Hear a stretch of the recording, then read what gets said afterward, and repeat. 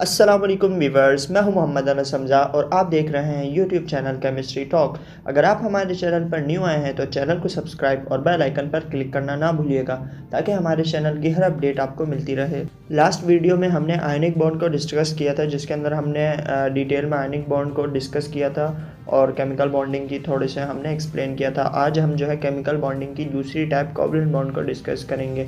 Covalent bond के अंदर हम कोवलेंट बॉन्ड को पढ़ेंगे, फिर उसके बाद हम उसकी टाइप्स को, डिफरेंट टाइप्स को जो है डिटेल के साथ एक्सप्लेन करेंगे एंड देन लास्ट में हम उसकी कैरेक्टरिस्टिक्स को एनालाइज करेंगे। तो चलें शुरू करते हैं। कोई भी दो या उससे ज़्यादा एटम्स या एलिमेंट्स आपस में बॉन्ड बनाते हैं तो और उनके अंदर जो है इलेक्ट्रोनेगेटिविटीज़ का जो डिफरेंस हो वो सिमिलर हो, तो वो जो है इस हालत में वो एलिमेंट्स जो है अपने इलेक्ट्रॉन्स डायरेक्ट ट्रांसफ़र नहीं कर सकते। जैसे हमने आयनिक बॉन्ड में देखा था कि वहाँ पर जो एलिमेंट्स थे आपस में वो इलेक्ट्रॉन को बाकायदा ट्रांसफ़र कर रहे थे, एक एलिमेंट दूसरे एलिमेंट को इलेक्ट्रॉन ट्रांसफ़र कर रहा था।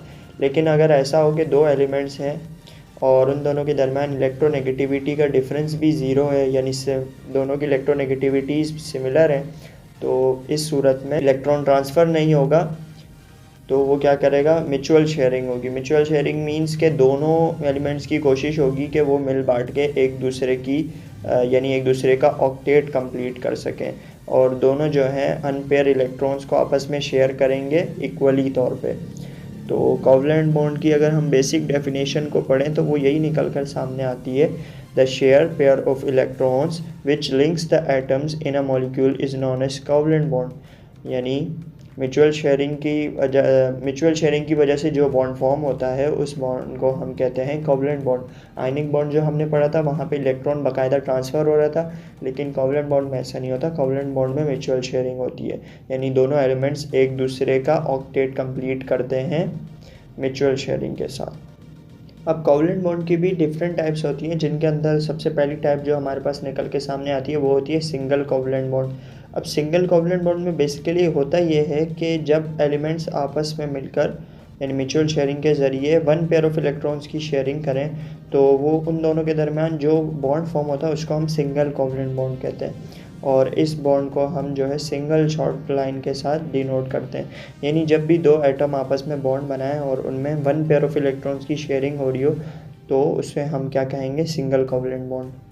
दूसरी टाइप हमारे पास सामने निकल कर आती है वो है डबल कोवलेंट बॉन्ड। अब डबल कोवलेंट बॉन्ड और सिंगल कोवलेंट बॉन्ड में जो बेसिकली मेन डिफरेंस ये है वो ये है कि सिंगल कोवलेंट बॉन्ड में हमारे पास सिंगल शेयर यानी one share pair of electrons आपस में शेयर होते हैं और डबल कोवलेंट बॉन्ड में हमारे पास two pair of electrons share होते हैं। तो जब दो पेयर ऑफ इलेक्ट्रॉन्स अगर शेयर हो रहे हो एटम्स के दरमियान तो जो उस टाइम बॉन्ड फॉर्म होता है वो हमारा डबल कोवलेंट बॉन्ड कहलाता है और इसको हम दो शॉर्ट लाइंस के ज़रिए शो करते हैं। जैसे ऑक्सीजन गैस जो होती है यानी O2 मॉलिक्यूल या कार्बन डाइऑक्साइड CO2 मॉलिक्यूल, उनके दरमियान जो बॉन्ड फॉर्म होता है उसे हम डबल कोवलेंट बॉन्ड कहते हैं। तीसरी टाइप हमारे पास कोवलेंट बॉन्ड की निकल कर सामने आ रही है ट्रिपल कोवलेंट बॉन्ड। ये भी सिंगल और डबल की तरह ही कोवलेंट बॉन्ड की तीसरी टाइप है और इसके अंदर जो मेन डिफरेंस है वो ये है कि इस बॉन्ड के दरमियान तीन पेयर ऑफ इलेक्ट्रॉन्स आपस में शेयर होते हैं, यानी जो दो एटम्स होते हैं वो तीन इलेक्ट्रॉन पेयर्स को आपस में शेयर करते हैं। यानी जैसे अगर हम नाइट्रोजन गैस के दरमियान जो बॉन्ड देखते हैं वो हमारे पास ट्रिपल कोवलेंट बॉन्ड होता है, या इसी तरह कोई और मॉलिक्यूल हो लाइक इथाइन को अगर हम देख लें तो उसके दरमियान भी जो बॉन्ड होता है कार्बन टू कार्बन वो ट्रिपल बॉन्ड होता है और इसको हम थ्री शॉर्ट लाइन से डिनोट करते हैं। हमने कोवलेंट बॉन्ड को पढ़ लिया और उसकी डिफरेंट टाइप्स को पढ़ लिया। अब बारी है कैरेक्टरिस्टिक्स ऑफ कोवलेंट कंपाउंड्स पढ़ने की। तो सबसे पहले जो हमारे पास पॉइंट निकल के सामने आता है वो ये है कि compounds with covalent bonds are usually made up of discrete units with a weak intermolecular forces.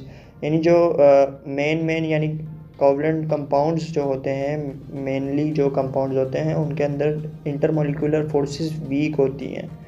ये पहली इसकी कैरेक्टरिस्टिक्स है, यानी जो कोवलेंट कंपाउंड्स होते हैं उनके वो जो है ना वीक इंटरमॉलिक्यूलर फोर्सेस से बनते हैं।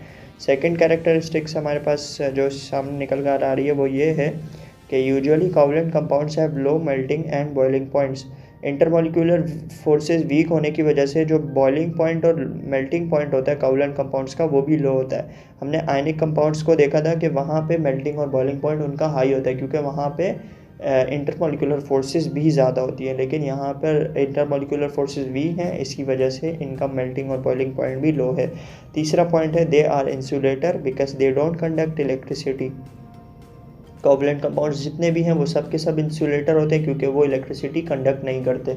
लेकिन अगर हम आयनिक को देखें तो आयनिक भी इलेक्ट्रिसिटी कंडक्ट नहीं करते, लेकिन उनका सॉल्यूशन इलेक्ट्रिसिटी कंडक्टर ज़रूर होता है। लास्ट पॉइंट जो हमारे पास सामने निकल कर आ रहा है वो ये है कि covalent compounds are usually insoluble in polar solvents.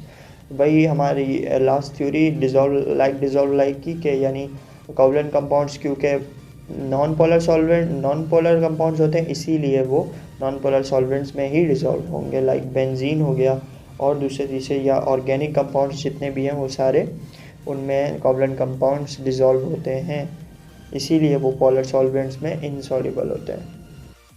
इसी के साथ हमारी आज की ये वीडियो अख्ताम को पहुंची। अगर आपके जहन में कोई भी कन्फ्यूजन हो या कोई बात आपको समझ में ना आई हो तो आप कमेंट सेक्शन में कमेंट करके पूछ सकते हैं।